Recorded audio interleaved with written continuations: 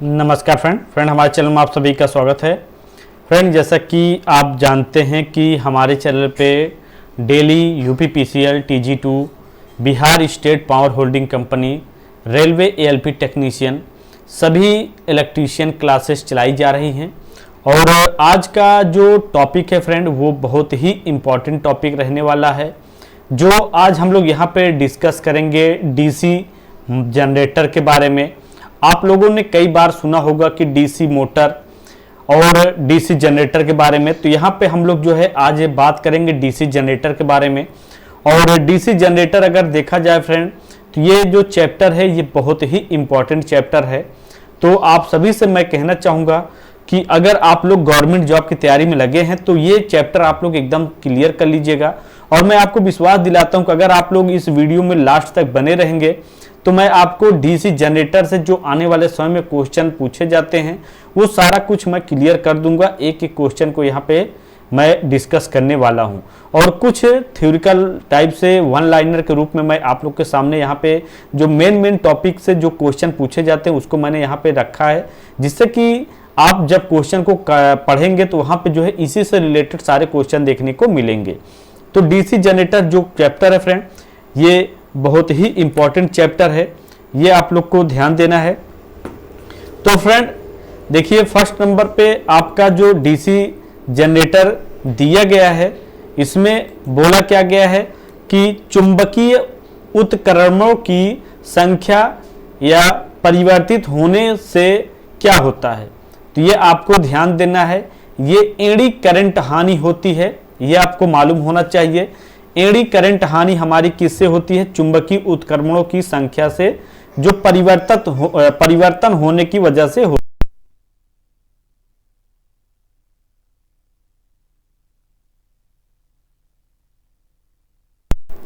तो ये चीजें आपको मालूम होनी चाहिए।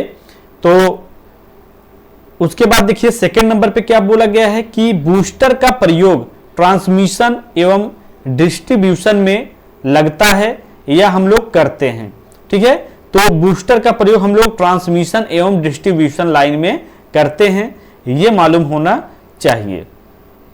उसके बाद देखिए थर्ड नंबर क्वेश्चन पे क्या पूछा गया है कि एक्साइटर का प्रयोग हम लोग कहां करते हैं? जनरेटर में किया जाता है। तो देखिए सबसे पहले आपको ध्यान ये देना है, जनरेटर क्या होता है फ्रेंड? वो हमारा क्या होता है? जनरेटर होता है।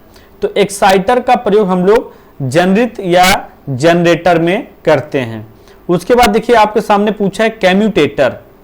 ठीक है, कैम्यूटेटर को अगर हम देखें तो इसे दिक् परिवर्तक भी बोला जाता है। अगर कैम्यूटेशन पूछे तो उसे दिक् परिवर्तन बोला जाता है। ठीक है, यहाँ पे कैम्यूटेटर पूछा है तो दिक् परिवर्तक का सेगमेंट की जो संख्या होती है वो आर्मेचर कॉयल के बराबर होती है, ये आपको मालूम होना चाहिए। कैम्यूटेटर सेगमेंट की संख्या आर्मेचर कॉयल की बराबर होती है। उसके बाद देखिए 5 नंबर पे क्या बोला गया है कि ओवर कंपाउंड जनरेटर में भार बढ़ने पर टर्मिनल में जो वोल्टेज होती है क्या होती है? टर्मिनल में वोल्टेज भी बढ़ जाती है। तो ये आप लोग ध्यान दीजिए कि मैं यहाँ पे जो चीज आपको बता रहा हूँ, जो पढ़ा रहा हूँ, उससे से रिलेटेड आपको क्वेश्चन देखने को आगे मिलेंगे। ठीक है, तो देखिए ओवर कंपाउंड जनरेटर में भार बढ़ने पर टर्मिनल वोल्टेज क्या होता है? वो भी बढ़ जाती है। उसके बाद देखिए यहाँ पे 6 नंबर क्वेश्चन आपके सामने दिया गया है। 6 पे क्या बोला गया है कि जनरेटर की चुंबकीय विशेषता का जो कर्व होता है वो प्रेरित EMF इलेक्ट्रोमैग्नेटिक फील्ड आर्मेचर धारा होता है।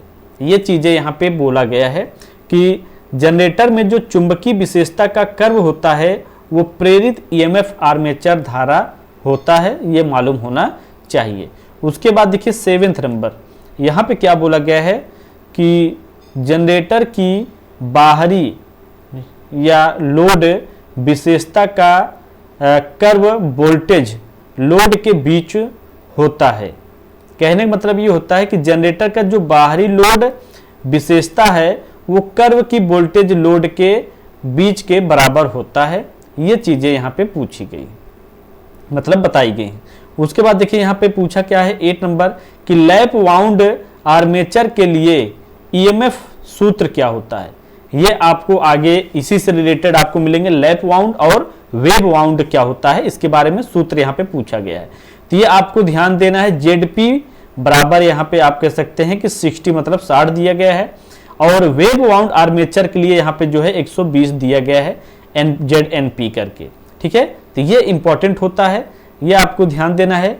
लैप वाउंड और वेव वाउंड के बारे में पूछा है, ठीक है। उसके बाद देखिए यहाँ पे 10th नंबर क्वेश्चन कि किसमें अवशिष्ट चुंबक होना जरूरी होता है। तो जो अवशिष्ट चुंबक होना जरूरी होता है वो शंट जनरेटर में होता है, ये आपको मालूम होना चाहिए। पूछा गया कि किसमें अवशिष्ट चुंबक होना जरूरी है, तो शंट जनरेटर में होता है, ठीक है। उसके बाद देखिए 11th नंबर क्वेश्चन, यहाँ पे बोला गया है कि किसी मशीन में वायु हानि व घर्षण हानि का जो कार्य है वो क्या होता है, वो गति के द्वारा होता है। हमारा अगर देखा जाए तो किसी मशीन में वायु हानि या घर्षण हानि जो भी होती है वो किसके कारण होती है, वो गति के कारण होती है। तो यहाँ पे हमारा गति मतलब यहाँ पे दिया गया है। उसके बाद देखिए यहाँ पे जो है 12 नंबर पे कि जनरेटर का वोल्टेज रेगुलेशन उत्तम होगा जब गणितीय मान निम्न हो। कहने मतलब यह है कि जनरेटर का वोल्टेज रेगुलेशन उत्तम होगा जब गणितीय मान क्या होगा, निम्न होगा, तभी उसका रेगुलेशन क्या होगा, उत्तम होगा, ठीक है।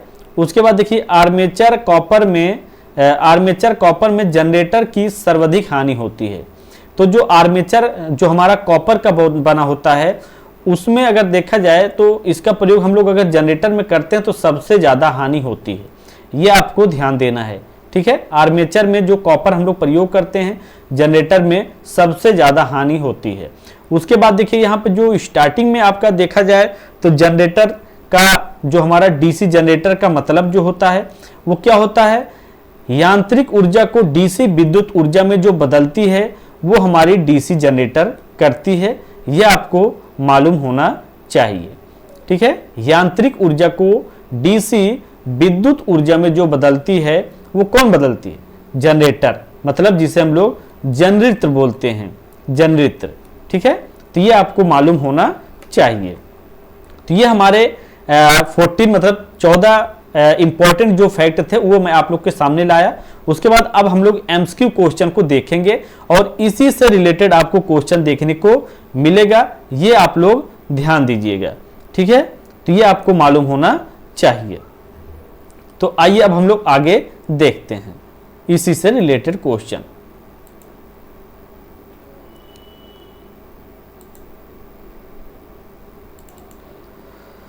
तो आगे इसी से रिलेटेड आपको क्वेश्चन मिलेंगे, एक एक क्वेश्चन को आप देखें, समझें और आप लोग कमेंट भी करिएगा।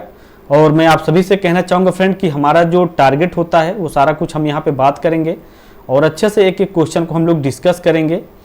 और देखिए आज का जो हमारा जो चैप्टर है वो डीसी जनरेटर है, ये आप लोग को ध्यान देना है। और डीसी जनरेटर जो चैप्टर फ्रेंड ये बहुत ही इंपॉर्टेंट चैप्टर होने वाला है। और अगर आप डीसी जनरेटर को अच्छे से समझ लेते हैं तो आप लोग ये समझ लीजिए कि आप लोग बहुत ही अच्छे तरीके से सभी क्वेश्चन को समझ पाएंगे। तो देखिए यहाँ पे मैं आप सभी से बताना चाहूँगा, हमारा जो टारगेट होता है एक बार लाइक का, वो सभी लोग जो है 10 लाइक का टारगेट है, ये 10 लाइक सभी लोग पहुँचा दें।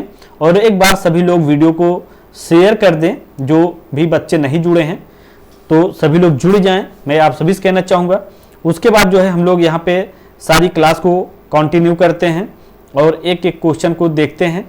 तो देखिए फर्स्ट नंबर क्वेश्चन आपके सामने आ चुका है और फर्स्ट नंबर क्वेश्चन देखिए बोला क्या गया है कि डीसी जनरेटर का जो कार्य होता है वो क्या है। तो मैं आपको बताना चाहूँगा, डीसी जनरेटर का कार्य पूछा गया है। तो ए में जो है यांत्रिक ऊर्जा को एसी विद्युत ऊर्जा में बदलना पूछा गया है, बी में यांत्रिक ऊर्जा को डीसी विद्युत ऊर्जा में बदलना, सी में एसी विद्युत ऊर्जा को यांत्रिक ऊर्जा में बदलना ये बोला गया है, डी में डीसी विद्युत ऊर्जा को यांत्रिक ऊर्जा में बदलना। तो आपको मैं बताना चाहूँगा फ्रेंड कि यहाँ पे आप लोग को जो दिया गया है वो यांत्रिक ऊर्जा को डीसी विद्युत ऊर्जा में बदलना। देख लीजिए जो मैंने 14 नंबर पे आपको बताया था वो आंसर आपको यहीं पे मिल गया, ठीक है। 14 नंबर पे आप जाके देख लीजिएगा यांत्रिक ऊर्जा को डीसी विद्युत ऊर्जा में कौन बदलता है? Generator, DC generator. ठीक है, तो ये आपको मालूम होना चाहिए। ठीक है, उसके बाद आगे हम लोग बात करेंगे डीसी जनरेटर से रिलेटेड सारे क्वेश्चन को। उसके बाद देखिए नेक्स्ट क्वेश्चन आपके सामने है। यहाँ पे पूछा क्या गया है नेक्स्ट क्वेश्चन पे कि डीसी जनरेटर की बॉडी किसकी बनी होती है। ठीक है, ये चीजें यहाँ पे पूछी गई हैं। तो सबसे पहले आपको ध्यान ये देना है कि जो डीसी जनरेटर की बॉडी बनी होती है वो किसकी बनी होती है। तो ए में जो है यहाँ पे दिया है नर्म लोहा, ए में, और बी में ढलवे लोहे की, सी में कठोर लोहे की, डी में सिलिकॉन की। तो सबसे पहले आपको ध्यान ये देना है नर्म लोहा जो होता है इससे हम लोग जो है एमएस बोलते हैं, माइल्ड स्टील। ठीक है, माइल्ड स्टील बोलते हैं। और इसका प्रयोग हम लोग कहाँ करते हैं? सबसे ज़्यादा इसका प्रयोग हम लोग नट बोल्ट बनाने में करते हैं। ठीक है, नट बोल्ट बनाने में सबसे ज़्यादा प्रयोग करते हैं। जो नरम लोहा या माइल्ड स्टील होता है ये आपको मालूम होना चाहिए। ढलवा लोहा, यहाँ पे बात कीजिए कठोर लोहा। कठोर लोहा हम लोग इसे कह सकते हैं हाई कार्बन स्टील। ठीक है, इसका प्रयोग हम लोग कहाँ करते हैं? इसका प्रयोग हम लोग वहाँ पे करते हैं जैसे आप कह सकते हैं कि फाइल बनाना, फाइल मतलब रेती के लिए जो है, या फिर चीजल में आप कह सकते हैं, वहाँ पे हम लोग कर सकते हैं। ये सारी जगह पे कर सकते हैं। सिलिकॉन का प्रयोग कहाँ करते हैं? सिलिकॉन का प्रयोग हम लोग जो है सोलर में ज़्यादातर प्रयोग करते हैं, सिलिकॉन में, या फिर आईसी चिप में भी हम लोग करते हैं। ठीक है, आईसी चिप में भी हम लोग सिलिकॉन का प्रयोग करते हैं। अब यहाँ पे बच्चा आपका कौन सा? बी ऑप्शन, कि डीसी जनरेटर की जो बॉडी बनी होती है वो किसकी बनी होती है? तो वो जी हाँ, यहाँ पे बी ऑप्शन करेक्ट होगा, ढलवे लोहे की। ढलवे लोहे का अगर देखा जाए तो इसे क्या बोलते हैं? सीआई। सीआई मतलब कास्ट आयरन। क्यों बनाया जाता है फ्रेंड? अगर देखा जाए तो इसे इसलिए बनाया जाता है कि इसकी बॉडी की बात की जा रही है, डीसी जनरेटर की। और डीसी जनरेटर जब भी चलता है तो उसमें वाइब्रेट या फिर आप कह सकते हैं कंपन बहुत ज्यादा होता है। तो ये जो हमारा ढलवा लोहा दिया गया है ये कंपन को सहन करने की बहुत ज्यादा क्षमता रखता है। ठीक है, इसके अंदर जो है कंप्रेसिव स्ट्रेंथ बहुत ज्यादा होता है और ये कंपन को सह लेता है। ठीक है, इससे हम लोग जो है आप कह सकते हैं कि इसका अगर देखा जाए तो ये एक टाइप से भंगुर भी होता है। ठीक है, भंगुर होता है। अगर इस पे आप चोट मारेंगे या हथौड़े का प्रहार करेंगे तो ये क्या होगा? ये टूट जाएगा टुकड़े टुकड़े में, एकदम जैसे कांच होता है। कांच में भी ब्रिटलनेस का गुण होता है, भंगुर होता है। ठीक है, तो वही गुण इसमें भी होता है, लेकिन इसके अंदर दबावपन बहुत ज्यादा होता है। इसे जब दबाया जाता है तो ये क्या होता है? ये सिकुड़ता नहीं है, ये दबाव को सहन कर लेता है। तो इस वजह से हम लोग क्या करते हैं? ढलवे लोहे का प्रयोग करते हैं जनरेटर की बॉडी बनाने में। ये आपको मालूम होना चाहिए। ठीक है, तो सभी ऑप्शन आपके क्लियर हुए। अब आगे हम लोग बढ़ते हैं नेक्स्ट क्वेश्चन पे। तो नेक्स्ट क्वेश्चन आपके सामने है और देखिए यहां पे क्या बोला गया है नेक्स्ट पे कि कम्यूटेटर डीसी जनरित में कार्य करता है। ये चीजें यहां पे बोला गया है। सॉरी फ्रेंड, यहां पे डीसी जनरेटर में कम्यूटेटर का कार्य है। ठीक है, क्या कार्य है? तो ए में क्या दिया है? डीसी को एसी में बदलना, बी में एसी को डीसी में बदलना, सी में एसी को एसी में बदलना, डी में डीसी को डीसी में बदलना। ये चीजें यहां पे बोली गई हैं कि डीसी जनरेटर में जो कम्यूटेटर होता है उसका कार्य क्या होता है, थर्ड नंबर पे पूछा गया है। ठीक है, ये चीजें यहां पे पूछी गई हैं। तो अगर हम देखें तो इसका जो मतलब होगा फ्रेंड, वो एसी को क्या करता है? एसी को डीसी में बदलता है, डीसी में बदलना। तो ये कहां पे मिल जाता है? एसी को डीसी में, ये बी ऑप्शन पे। बी ऑप्शन पे हमारा सही होगा। कम्यूटेटर का जो कार्य होता है डीसी जनरेटर में वो एसी को डीसी में बदलना होता है। आगे हम लोग सारा कुछ क्लियर यहाँ पे करने वाले हैं। देखिए अब आगे आपका आ चुका है, यहाँ पे क्या दिया है कि नेक्स्ट क्वेश्चन पे कि कम्यूटेटर डीसी जनरेट में कार्य करता है। तो ए में देखा जाए तो यांत्रिक दृष्टकारी दिया है, बी में प्रवर्धक दिया गया है, सी में दोलित्र दिया गया है, डी में इन्वर्टर दिया गया है। तो अगर हम देखें इन्वर्टर जो होता है फ्रेंड वो क्या करता है, वो एसी से डीसी में चेंज करता है। यहाँ पे अगर हम देखें तो डीसी से एसी में चेंज करता है। मतलब हमारा जो इन्वर्टर होता है वो डीसी से एसी में चेंज करता है, मतलब बदलने का काम करता है। तो कम्यूटेटर डीसी जनरेटर में क्या काम करता है, वो यांत्रिक दृष्टकारी का कार्य करता है। तो यहाँ पे हमारा जो है ए ऑप्शन सही होगा, ए ऑप्शन हमारा यहाँ पे सही है 4th नंबर का। ठीक है, उसके बाद देखिए आगे नेक्स्ट क्वेश्चन पे आपके सामने पूछा क्या गया है कि कम्यूटेटर में किस विद्युत रोधी सामग्री का प्रयोग करते हैं। यहाँ पे ये चीजें पूछी गई हैं, कम्यूटेटर में किस विद्युत रोधी सामग्री का प्रयोग करते हैं। तो ए में क्या दिया गया है, यहाँ पे अभ्रक को हम लोग क्या बोलते हैं, अगर देखा जाए तो इसका दूसरा नाम माइका भी होता है, ये आपको ध्यान देना है।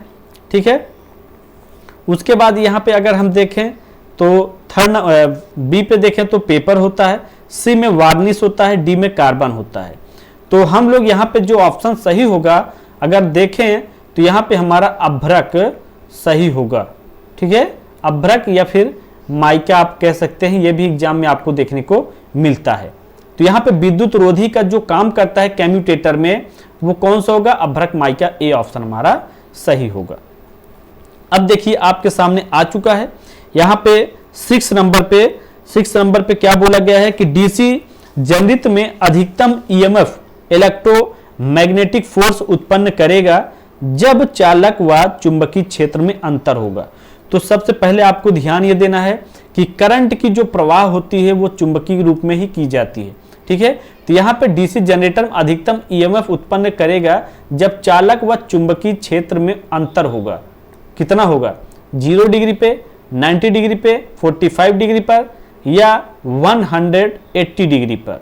तो सबसे पहले आपको ध्यान ये देना है कि जब भी हमारा डीसी जनरेटर अधिकतम ईएमएफ उत्पन्न करेगा वो 90 डिग्री पे करेगा, मतलब आप कह सकते हैं 90 डिग्री पर ही करेगा, ये आपको मालूम होना चाहिए। चालक और चुंबकीय क्षेत्र की बात की जा रही। ठीक है, चालक मतलब किसे कहते हैं, कंडक्टर। ठीक है, कंडक्टर की बात की जा रही है। तो यहाँ पे हमारा 90 डिग्री ऑप्शन सही होगा, मतलब यहाँ पे बी ऑप्शन हमारा यहाँ पे करेक्ट है। ठीक है, बी ऑप्शन हमारा सही है। उसके बाद देखिए यहाँ पे नेक्स्ट क्वेश्चन 7th नंबर पे क्या बोला गया है यहाँ पे कि एक डीसी जनरेटर के आर्मेचर में उत्पन्न ईएमएफ की प्रकृति होता है। यहाँ पे बोला गया है कि डीसी जनरेटर में आर्मेचर में उत्पन्न ईएमएफ की प्रकृति होता है। ए में क्या दिया है, प्रत्यक्ष धारा, बी में जो है यहाँ पे जात तरंग प्रत्यावर्ती धारा, सी में आरी दंत तरंग प्रत्यावर्ती धारा, डी में स्पादित दिष्ट धारा तरंग। तो सबसे पहले आपको ध्यान ये देना है प्रत्यक्ष तरंग, जो हमें एक टाइप से कह सकते हैं एक दिखने वाला, मतलब आप कह सकते हैं जो हमें एक टाइप से दिखने वाला हो उसे हम प्रत्यक्ष रूप से कह सकते हैं। और यहाँ पे अगर हम देखें तो आर्मेचर में उत्पन्न ईएमएफ की जो प्रकृति होती है डीसी जनरेटर में, वो बी ऑप्शन हमारा सही होगा। मतलब यहाँ पे जा तरंग प्रत्यवर्ती धारा हमारा सही होगा, मतलब यहाँ पे हमारा जो है डीसी जनरेटर में बी ऑप्शन करेक्ट होगा। ठीक है, तो बी ऑप्शन हमारा यहाँ पे सही है। अब देखिए यहाँ पे नेक्स्ट क्वेश्चन, यहाँ पे आपके सामने क्या दिया गया है कि डीसी मशीनों में सामान्यतः कुंडलन प्रयोग की जाती है। ठीक है, ये चीजें यहाँ पे बोली गई हैं। डीसी मशीनों में जो सामान्यतः कुंडलन प्रयोग की जाती हैं वो कौन सी की जाती हैं, तो लैप, वेव, खुली वाइंडिंग या बंद वाइंडिंग। तो सबसे पहले आपको लैप के बारे में पूछना है, यहाँ पे देखना है। तो इसे हम लोग उच्च धारा निम्न